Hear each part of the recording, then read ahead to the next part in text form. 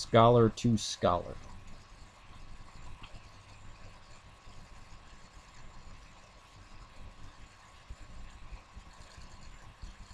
Scholars tend to allow criticism and welcome it because they can defend their point and clarify their point and show the other person to be wrong. But this hasn't happened. I guess why I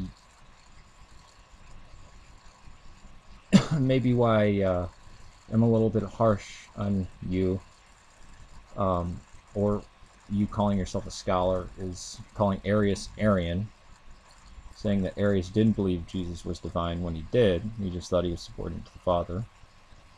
That you talk about Arian Gospels. There are none. The Arian Gospels were Matthew, Mark, Luke, and John. They're reading the same thing. The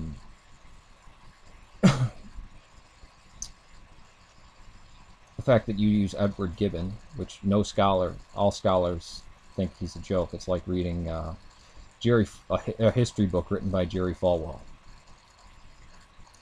The fact that you don't use primary sources, you call it the Chi-Rho instead of Chi-Rho, and you talk about dying and rising gods, which has been debunked for over 120 years.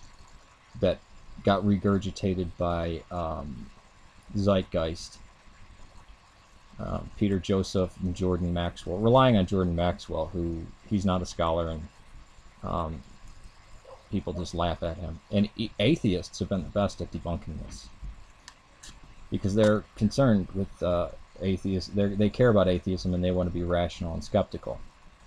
To a large degree, they are. Relying on Gibbon, talking about dying and rising gods, and only reading sources that would agree with the point that you have.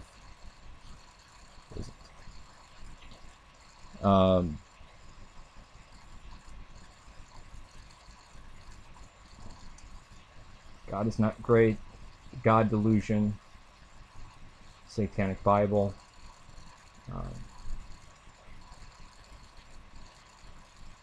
That are just insight.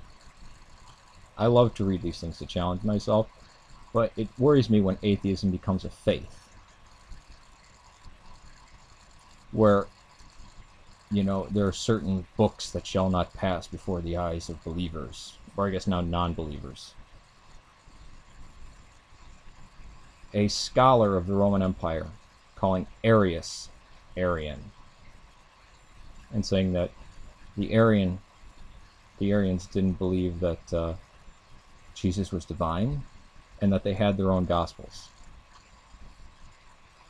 You know, it's funny that the church that combated Arius's beliefs was the church that preserved the works of Origen, Clement of Alexandria. Actually, Clement of Alexandria is a saint in that church. And all the church fathers. In fact, they were solely responsible for preserving all the classics of Rome and Greece. So I guess that's why I kind of have a little problem with what you're talking about, and that you're not citing primary sources. You're citing Gibbon and another author. Gibbon.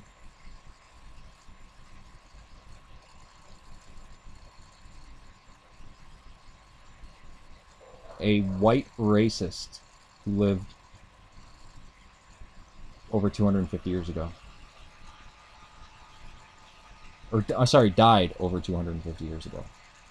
Who had access to limited sources, and who is incorrect on so many points.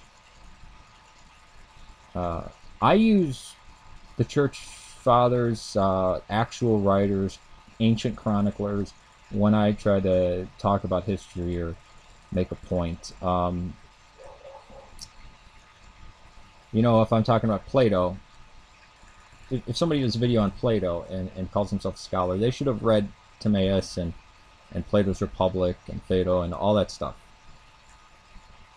If they're talking about Neoplatonism, they should read at least Plato and Plotinus.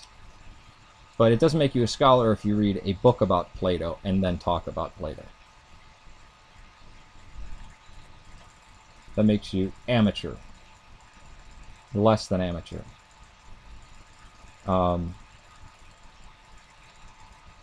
Why not just quote the writers themselves, the ancient writers themselves?